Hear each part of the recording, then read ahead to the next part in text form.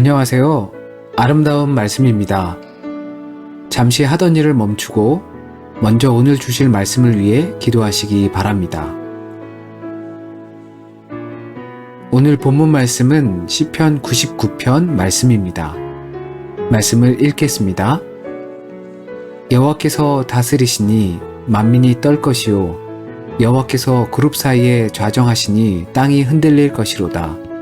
시온에 계시는 여호와는 위대하시고 모든 민족보다 높으시도다.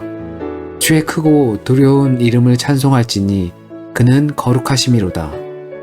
능력 있는 왕은 정의를 사랑하느니라.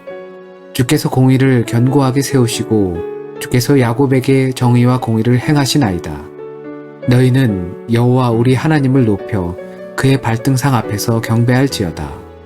그는 거룩하시도다. 그의 제사장들 중에는 모세와 아론이 있고 그의 이름을 부르는 자들 중에는 사무엘이 있도다. 그들이 여호와께 간구함에 응답하셨도다.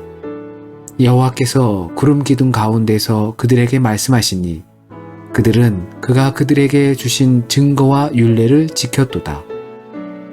여호와 우리 하나님이여 주께서는 그들에게 응답하셨고 그들의 행한 대로 갚기는 하셨으나 그들을 용서하신 하나님이시니이다. 너희는 여호와 우리 하나님을 높이고 그 성산에서 예배할지어다. 여호와 우리 하나님은 거룩하심이로다. 새길 말씀 8절 여호와 우리 하나님이여 주께서는 그들에게 응답하셨고 그들의 행한 대로 갚기는 하셨으나 그들을 용서하신 하나님이시니이다. 말씀 생각 피조물인 우리가 하나님을 찬양하고 경배하는 것은 당연합니다. 만약 그렇지 못하다면 그것은 하나님의 자리를 인정하지 않는 것이고 그렇게 되는 이유는 또한 내가 하나님의 자리를 차지하기 때문일 것입니다. 모두에겐 각자의 자리가 있습니다. 그 자리를 빼앗아도 안 되고 빼앗겨도 안 됩니다. 하나님의 자리를 빼앗아도 안 되고 자녀의 자리를 빼앗겨도 안 됩니다. 그 자리를 지킨다는 것이 때론 거북하게 들릴 수도 있겠죠. 마치 더 이상 내가 발전할 수 없는 것처럼 느껴질 수 있으니까요. 하지만 하나님께서 하나님의 자리에 계실 때 우린 승리합니다. 기쁨을 맛봅니다.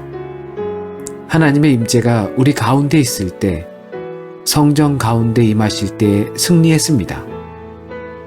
단순히 우리가 예배를 한다든지 또는 교회를 간다든지 하는 장소에 국한된 의미로서 하나님의 자리가 있다는 것은 아닙니다. 하나님의 자리가 과연 우리의 삶 안에 있는가를 중요시 생각해야 할 것입니다. 하나님께서 우리의 삶에 좌정하신다면 우리는 분명히 승리를 경험하게 될 겁니다. 그러나 그것은 두려운 일이기도 합니다. 아브람과의 언약처럼 우리도 그 언약이 체결되는 것이기 때문입니다.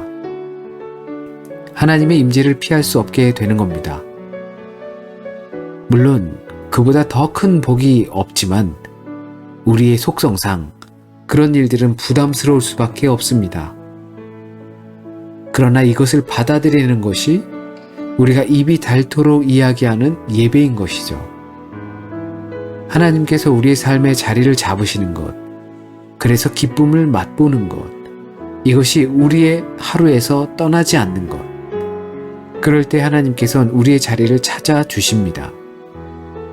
왜냐하면 하나님은 벌하시지도 하지만 또한 자녀들을 용서하시기 때문입니다. 오늘을 위한 다짐, 하나님의 자리를 보존합니다. 기도, 너무나 평범한 우리의 삶에서 거룩한 예배를 드리게 하소서. 아름다운 말씀이었습니다. 평안하세요.